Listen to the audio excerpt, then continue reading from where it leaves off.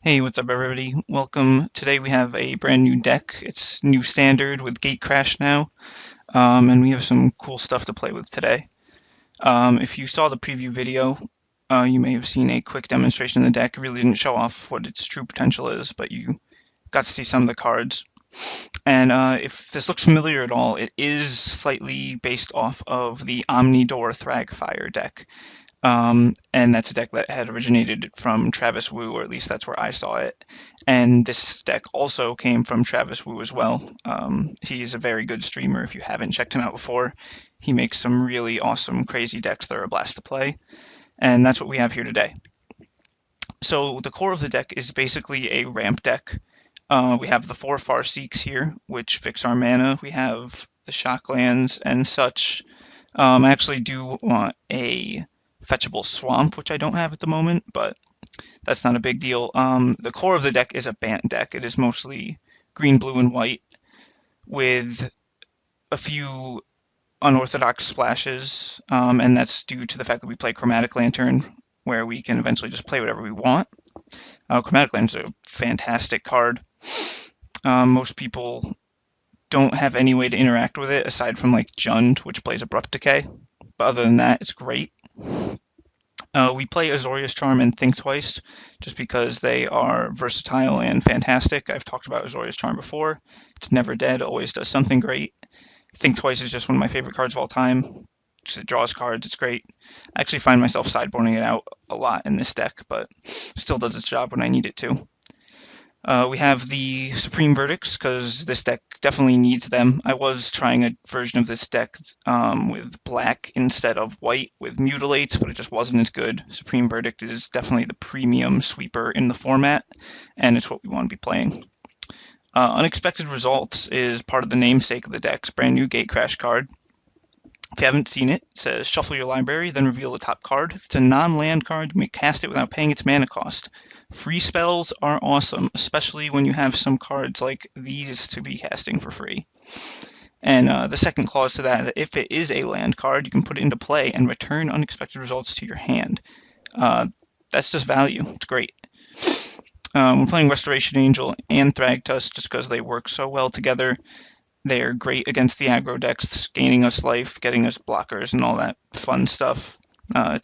They serve almost the same purpose as Supreme Verdict, you could say, because they keep you in the game longer, they keep you alive.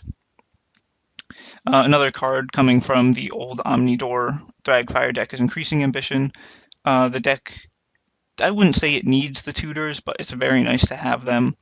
Because it's not even that you're always tutoring up your big giant things. Just when you're in a pinch, you need to tutor up a Supreme Verdict or a Thragtusk. I'll tutor for like the Centaur healers in the sideboard sometime. Just a very useful card, and flashing it back and getting 2 cards is really awesome as well. Basically, there's some crazy stuff you do with Omniscience once you start tutoring and all that at the same turn. It's great. Urban Evolution is another new card from Gatecrash that we're playing, and I'm sure you noticed the lack of Sphinx's Revelation in this deck. That's because I'm too cheap to buy them. I will eventually, maybe. But until then, Urban Evolution is kind of like a mini Sphinx's Revelation. Drawing 3 cards is great, and playing additional land is just value as well. It's a pretty nice card. It helps us ramp. It's just fun to play with right now.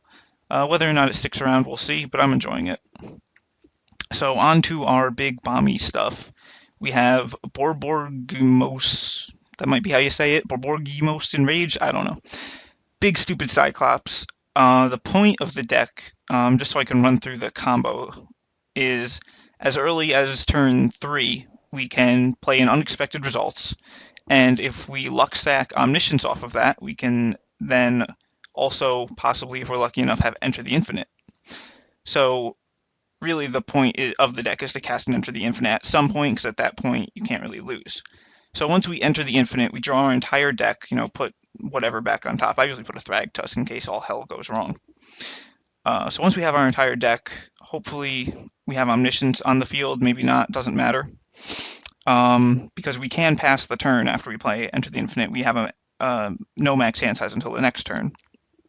So say even the next turn, we can then play Borborgamos, and then discard all the lands that we drew from drawing our deck and just kill our opponent that way. It's a lot of fun, and people usually have no idea what's going on when you kill them with it the first time. Um, Also, just to quickly talk about Nico Bolas, he's insane. So playing him is often an out to a lot of different things that the deck might not be able to deal with, like destroying permanents and stealing creatures that might kill you. Nico Bolas is just a badass. And obviously Omniscience lets us play all our things for free. Does not affect flashback. It'd be cool if it did, but you can't flashback spells for free. And obviously, and for the enter the infinite, draw your deck, and win the game. To quickly talk about the sideboard, we have Centaur Healers, which are good against the aggro decks, gain us some life and block their dudes.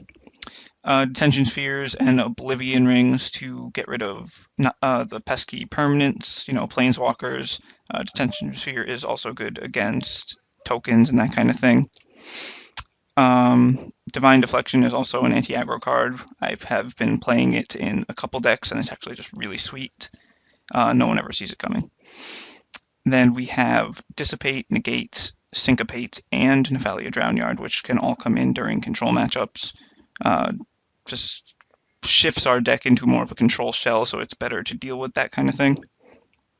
And Rest in Peace for any graveyard shenanigans that we need to shut down. So that's basically the deck, and we're going to play some more games with it and show you what it can do.